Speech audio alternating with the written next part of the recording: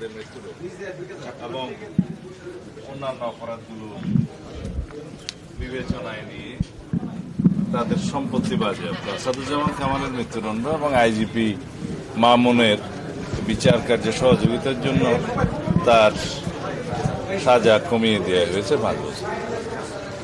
তবে আরো অনেক মামলা তাদের বিরুদ্ধে আছে এবং সেই মামলাগুলো আশা করি ন্যায় বিচার প্রতিষ্ঠা হবে, সবাই সুবিচার পাবে।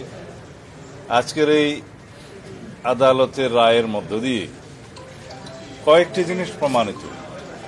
ফ্যাসিস্ট স্বৈরাচার যত শক্তিশালী হোক, যত দীর্ঘদিনই রাষ্ট্র ক্ষমতা অবৈধভাবে পরিচালিত করুক, ক্ষমতা ভোগ করুক, তারা একদিন না একদিন আদালতের কাঠগড়ায় তাদের দাঁড়াতেই হবে।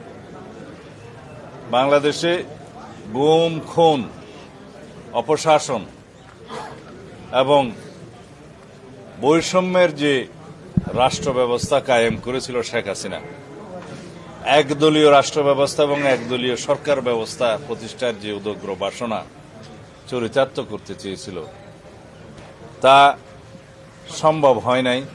কিন্তু দীর্ঘদিনের অপশাসন এবং ফ্যাসিবাদী শাসনের জাতাকলে এদেশের মানুষ পিষ্ট হয়েছে, আমরা পিষ্ট হয়েছি, আমরা ভুক্তভোগী হয়েছি। এই দেশের উন্নয়ন অগ্রগতি বহু বছর পিছিয়ে গিয়েছে। আমরা আর পিছনের দিকে তাকাতে চাই না। দেশে ন্যায় বিচার প্রতিষ্ঠা হবে সর্বক্ষেত্রে, আইনের শাসন প্রতিষ্ঠা হবে সর্বক্ষেত্রে এবং এর মধ্য দিয়েই আগামী দিনে একটি শক্তিশালী গণতান্ত্রিক রাষ্ট্র বিনির্মাণ হবে। এটাই হবে আগামীর বাংলাদেশ এবং আমরা অবশ্যই সেই বাংলাদেশ প্রতিষ্ঠার জন্য প্রতিশ্রুতিবদ্ধ, অঙ্গীকারাবদ্ধ।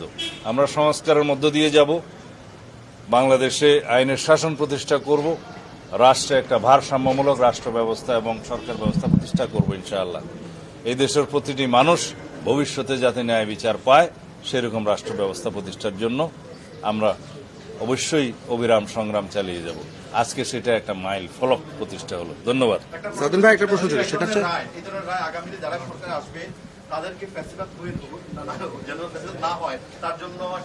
এই বিচার হচ্ছে অপরাধের তুলনায় যথেষ্ট নয়, কিন্তু এটা শুধু ন্যায় বিচার প্রতিষ্ঠা না, সামনের দিনের জন্য একটা উদাহরণ এবং ভবিষ্যতে যাতে এই রাষ্ট্রে কেউ আর ফ্যাসিবাদী শাসন ব্যবস্থা কায়েম না করতে পারে, কেউ নিজে ফ্যাসিস্ট না হয়ে উঠতে পারে এবং এখন নায়কতন্ত্র যাতে প্রতিষ্ঠা না হয় তার একটি মেসাল। এটা ভবিষ্যতের জন্য একটা শিক্ষা, শুধু অতীতের জন্য বিচার নয়। এটা আমাদের মনে রাখতে হবে।